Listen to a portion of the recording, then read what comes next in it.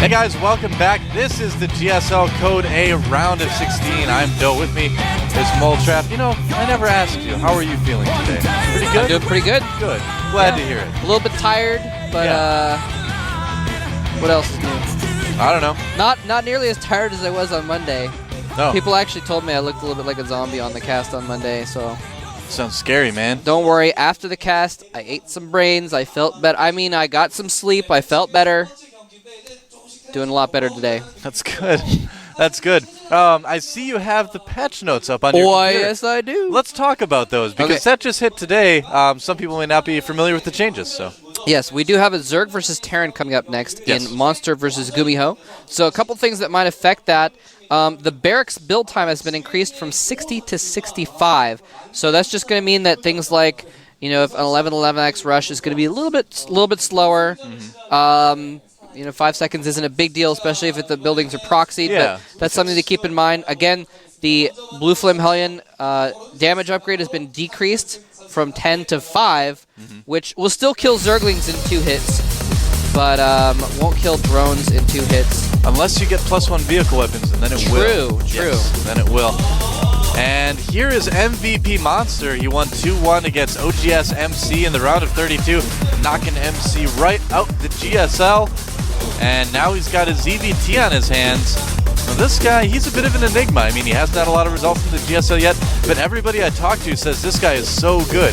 They say this guy is actually as good as DarkRigo. I've heard people say that. Wow. So, yeah, so we'll see. Yeah, he's the guy that we saw him play against. He played MC, right? Yeah, he knocked MC out. Yeah. MC played pretty bad, but... You just said that. Yeah, he's the guy that went for the Infestor rush in the first game and threw away everything and did a bunch of Infestors, and the Colossus just sat there and laughed. He's kind of one of those Zergs that likes to try new things. But yeah, I was just gonna finish, but then he played really well and made it work in the next 2 games and was able to win. So very interesting play from him. And yeah, there's our Terran player GuMiho. Yep, there is GuMiho, one of my favorite new Terrans. This guy is awesome. He's gotten a lot of wins in the team league. He took out a Zerg, Curix, in the round of 32.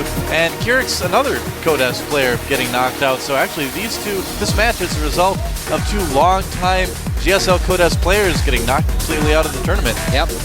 GuMiho, a former random player, and must have listened to Artosis.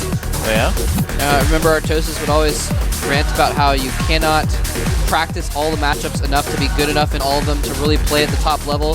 GuMiho had played in the round of 64 or 32 in some GSLs before, but as a random player, he just couldn't hang with that highest level, so he did switch to entirely Terran, and now here he is back again. We'll see if his focusing on Terran will help himself.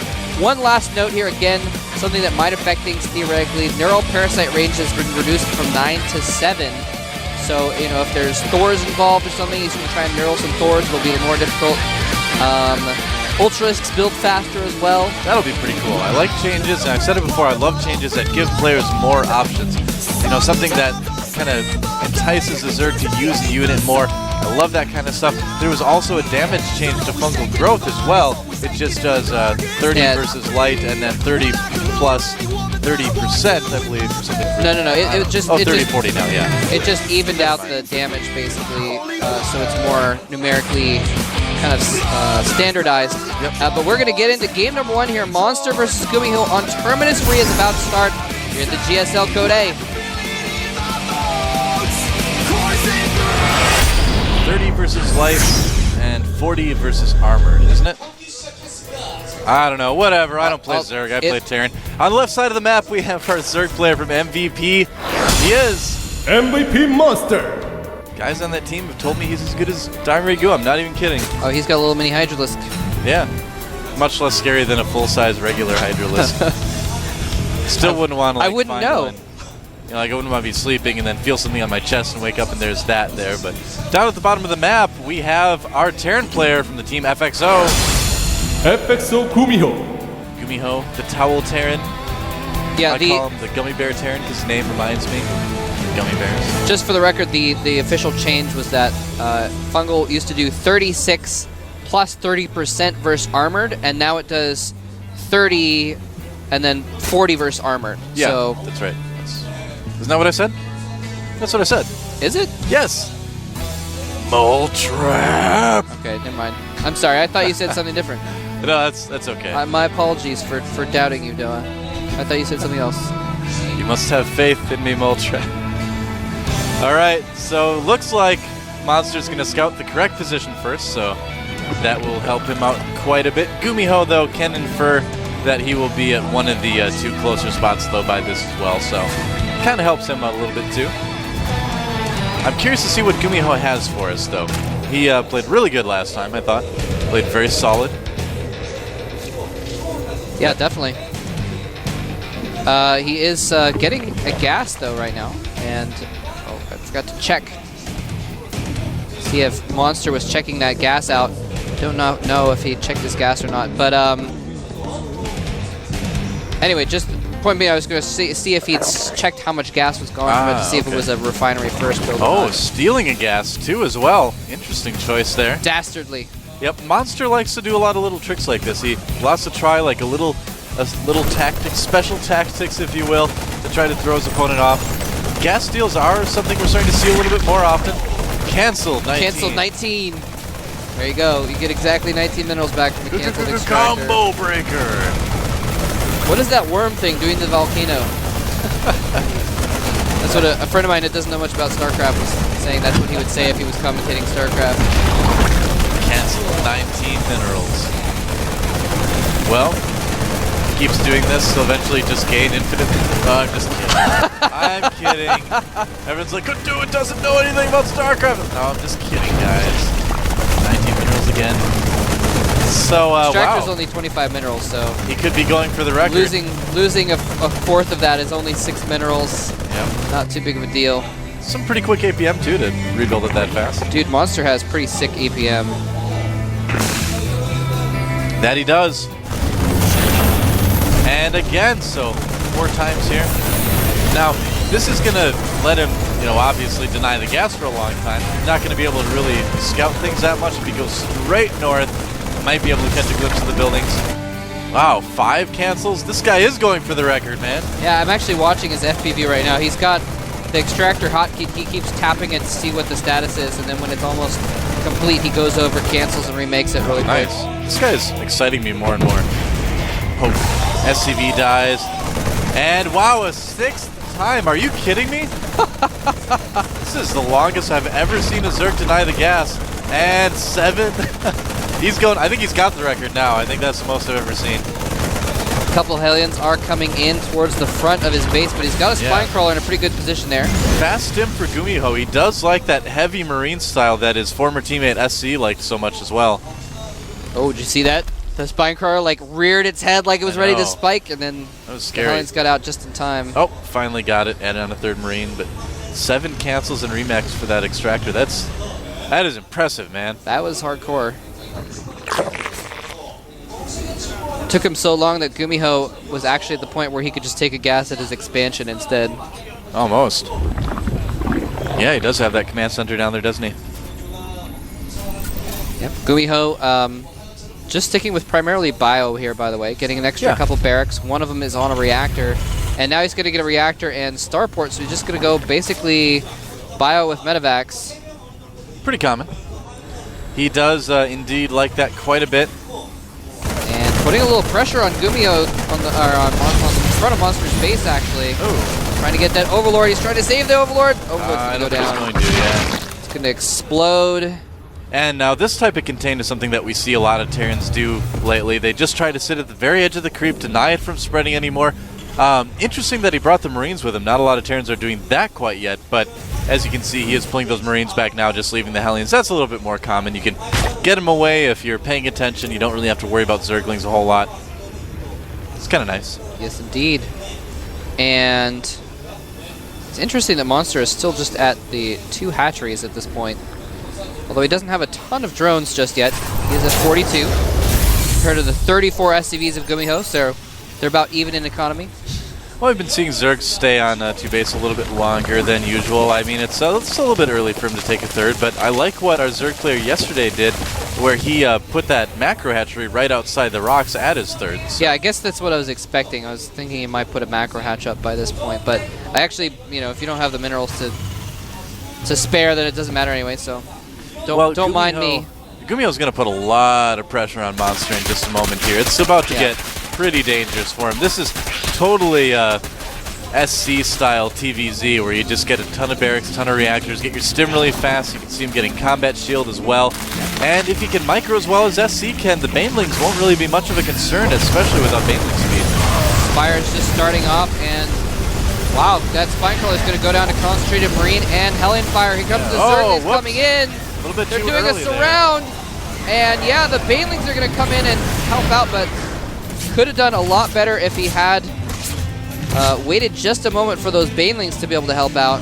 Well, I was actually talking about GuMiho. I feel like he got a little bit too aggressive there, honestly. Yeah, I think so. Yeah.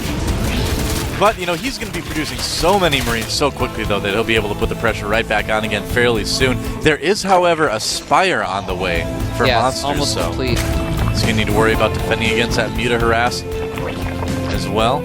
And a pause from GuMiho. So something is going on. Perhaps the towel slipped. Who knows? I don't know. We'll have to wait and see. Oh, hey, it's us again. Hi. Hi, everybody. By the way, that little character you saw, again, it's just the character that you type if you hit the P key on the keyboard when it's on the Korean letters.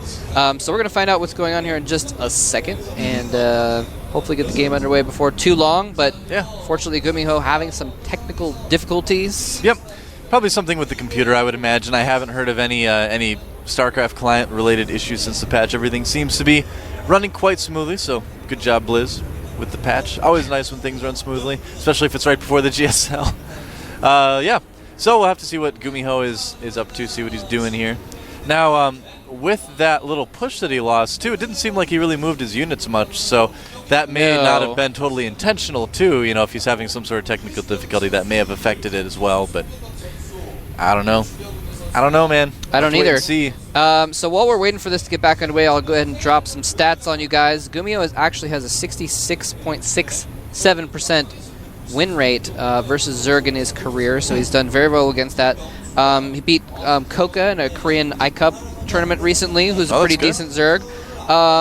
Has really yet to test his mettle against a highest level Zerg, although we're not sure yet if Monster is just that yet. But he's been doing very well against Zergs recently, so GuMiho definitely doing well in that situation. Monster, you know, we don't have a lot to go on with him, unfortunately. This relatively unknown. You know, he hasn't played much since I think it was Open Season 3 or Code A Season 1 or something like that. He was around, Yeah, he was around a while back, but hasn't played much since then, so we don't have a whole lot to go on. But he was playing really well during the qualifiers. I think we actually casted some of his games during the Code A qualifiers, and he was just playing really, really strong. Yeah, he's a guy that's starting to sort of get hyped up a little bit, so we'll have to see how he performs against GuMiho. I mean... So, GuMiho couldn't select his units. Wow, and apparently he had a problem with that. He's like, I need to select my units. I don't know why. I mean, you don't need to select your units. You can just be like, I'm just going to rally my units for my buildings anymore. Well, actually, that doesn't work because they aren't on attack move like they used to be. No more attack move rally. Yep, so, you know, I guess we'll have to get that solved before we can keep playing. That's really strange, though. I don't know what the big deal is. I don't know, man. Actually, it's a huge deal. If you can't select your units, you basically can't play the game. So, yeah, we're going to have to definitely get that fixed, actually. I guess we should mention that just in case there's someone who's completely new to StarCraft and doesn't get the sarcasm there. Yeah, that's true. But, well, that's interesting. So hopefully it's not something we're going to need to restart the game for. You know, hopefully we just need to maybe unplug the keyboard and plug it back again or something like that. I don't know.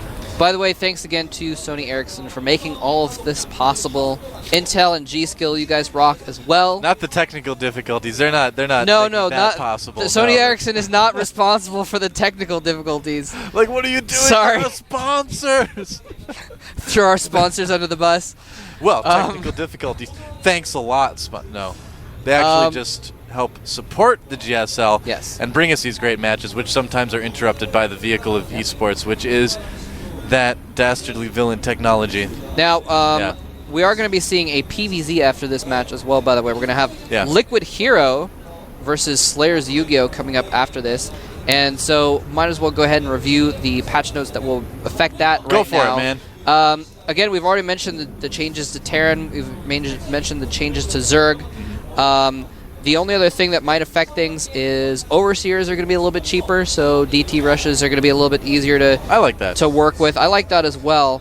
Yeah. They won't be able to contaminate as much since the energy requirements were increased. But here's the big deal. Immortal range has been increased from 5 to 6. That means if you've ever seen like a Stalker with a few Immortals versus Roaches battle, 9 times out of 10, the Protoss, well, don't micro that as much as they could, and the Immortals are sitting there going like, where do I go? Where do I go? I want to fire, but I can't. And they're just like dancing around behind the Stalkers. And they don't get any shots off, even though they're the perfect unit. You want to be attacking those Roaches. With the range increase, they'll actually be able to stand behind the Stalkers and still hit the Roaches. So that could come in. Definitely could be a factor. Warp Prisms absolutely. have also had their shields increased a lot.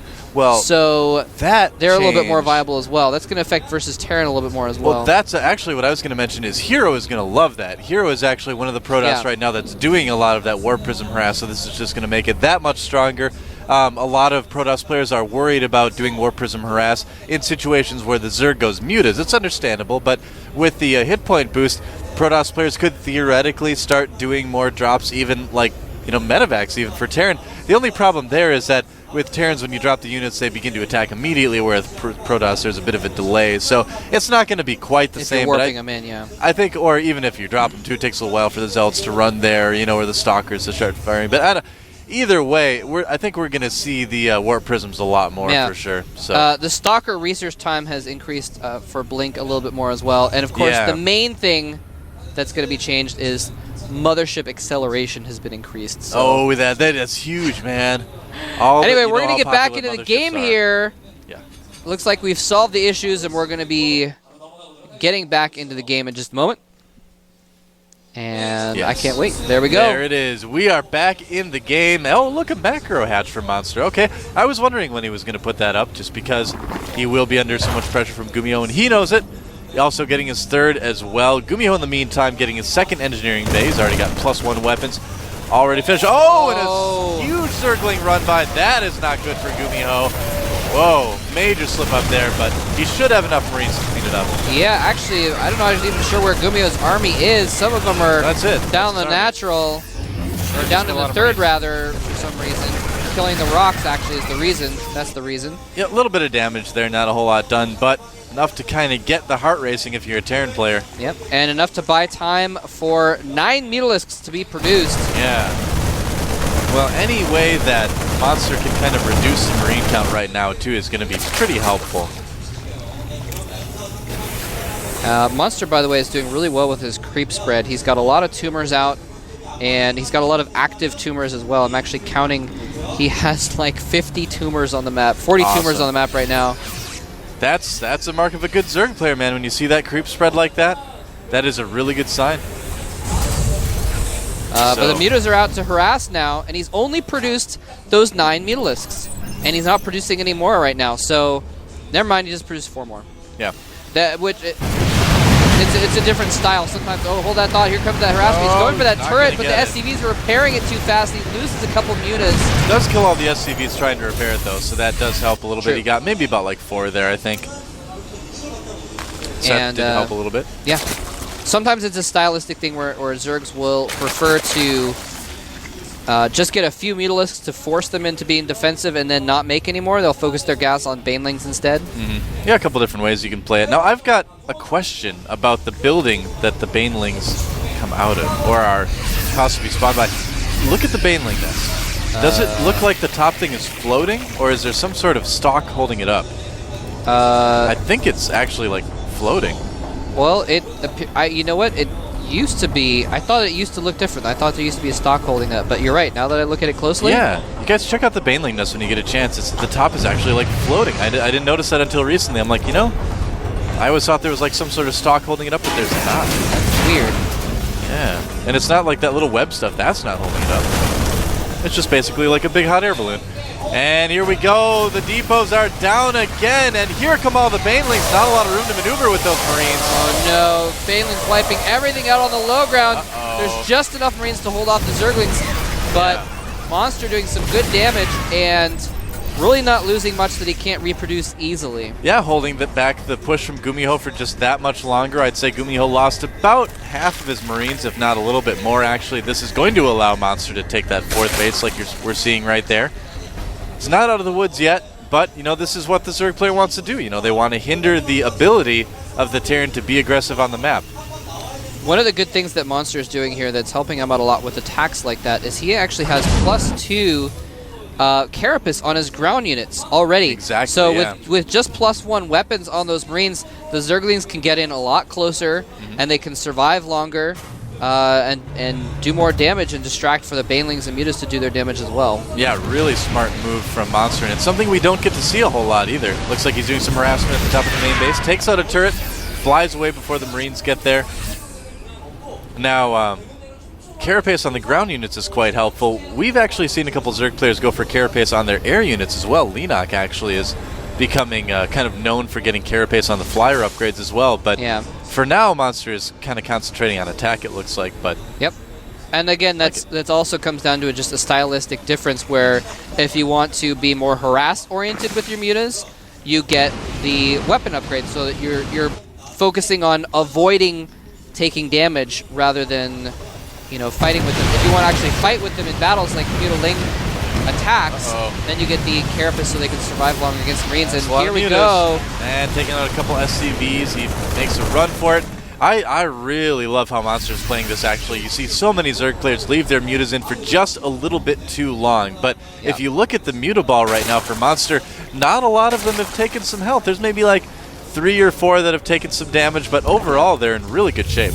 And that's the other thing about getting Carapace is the idea is that they survive long enough that they get critical max. Here comes some Zerglings running in. The siege tank's not all sieged up. Zerglings getting in very far. Banelings coming in as well. I don't know if he quite has enough. Look at that. With those Thors there, and wow, takes out a lot of stuff and falls back. And, you know, we got all the tanks, got most of the Marines. I don't know if that was quite enough. We're going to have to wait and see here. Well, he is making more. He's making almost 50 Zerglings right now, as well as 8 Banelings in the middle of the map. He still has almost all of his another mutas. run by. And they're going to have to supply depots. Okay, never mind. Going into the main now. And GuMiho has to turn around. Again, Monster just making all the right moves here, chasing the SCVs into the Zerglings who are immediately dying to the Marines, but that's okay. But in the meantime, the Mutalisk cleared out every SCV in the 3rd base. They might even get the Orbital. They're going to light on fire at least. Gets it burning, but has to leave. Yep. GuMiho is just going to try to push. He kind of just has to go for it at this point. I mean, Monster is sort of getting away with a lot of economy right now. I mean, GuMiho hasn't been able to put a lot of pressure on there. Losing more SCVs. Oh, careful, Mutas! Ooh, loses a couple. Yep, that was a little bit dangerous, but that was a little bit dangerous. Yep. And yeah, I mean, Monster, right when GuMiho's like, all right, I just killed a lot of your army and I survived. I'm going to move out and kill you now. Monster's like, no, you're not. You have to come back and defend mutas, haha. And GuMiho is still stuck in his base. And Monster just keeps getting a new army. He buys himself the time to get a new army every time. The timings that Monster is choosing to move out with his Lings and Banelings as well has just been really, really good. This is actually one of the best examples I've seen in a long time of Mutaling Baneling play. And oh, that medevac. That helps too. Got picked off. Oop. He is starting to lose some mutas here. I mean, the Marines are starting to do so much DPS, the fact that he's switching into Infestors as well means there's going to be less of them. That is the reason why. Yep. And here comes another attack. He's got Infestors behind. Lots of Zerglings here. I don't know if there's quite enough Marines this time. Fungal on the Marines. Medevacs are going to clean him up, but it holds him in place for the Banelings. And Monster, again, trades about evenly. Yeah. This has been such an even match. Every time they both lose almost the same amount of army. Now, GuMiho's done a pretty good job of keeping things alive throughout all this, but, you know, his 3rd has not been very helpful. Nice fungal on those Marines, and that's going to get shut down. Sends his Infestors in on a move to die. Luckily, there's just so much there that GuMiho's forced back. No! Oh, that's not good. Oh, man. Double fungal on those Marines kills a lot of them. But Monster's getting pushed back, and each time this happens, Monster is now starting to lose more than he kills. Yeah, the Infestor switch not quite working out as well for Monster as it could be. Really good Marine spreading by GuMiho right there. It's going to be hard to fungal anything with that. Here comes Monster again. Is it too premature? Is this going to work out? Okay, looks like he has just enough, but keep in mind GuMiho is producing so many Marines at a time here. The one advantage that Monster has is his economy, but how long is that going to last? Not very long if he moves in and kills off this 4th base. The drones have all run to the side, but doesn't matter that much. He's actually going to kill that base off. Yeah. Now this isn't working anymore. I mean, setting in units piecemeal like this, and he's going to get these Bane Links as well before they finish morphing easily. And suddenly, you know, despite the good play early on with Monster, a couple little missteps, and GuMiho's looking a bit stronger. GG! And there's the GG, yeah. After losing that 4th with the amount of Marines that GuMiho was able to produce, medevac for every Marine, and the Towel Terran takes game 1. Well, I guess being able to select your units is a pretty good skill to have. Yeah, looks like it helped. Wow. Helped him out a lot in that game. It's a rough loss for Monster, too. I mean, yeah, especially because he was doing pretty well. He was doing really good with his harassment there. Yeah, I mean, I thought he was making really good choices about his engagements and things like that. I don't think his Infestor play was quite as strong. We've actually seen him struggle a little bit with Infestors, so I don't know if that's something that he's been recently incorporating in his play that he may not have done, you know, really too much before, because his Mutiling play was really good. So yeah, and I mean, I don't know. It was just, you know, he was making the switch to Infestors, and he didn't have the army to really, like, just as he lost his army, he needed a little bit of more time to get an army to go with those Infestors, I think. And then he just panicked, I think. It didn't control him very well. Just select everything, A move, and then his Infestors were like, all right, we're attack moving, and they just ran up into the middle of the Marines. He lost 3 or 4 Infestors.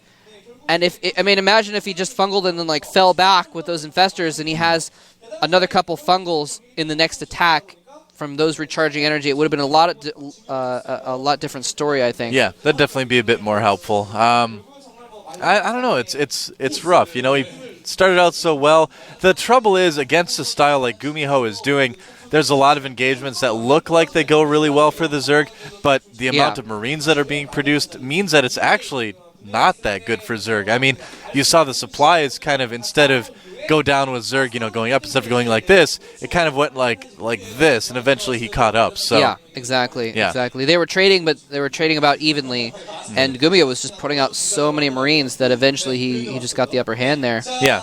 And that's not something that Terrence had really done a lot, you know, in the past. That's something that we only have really been seeing here in the last couple months or so, maybe 3-4 months now. Right. Terrence have finally started producing just a ton of barracks, a ton of Marines when they go that style.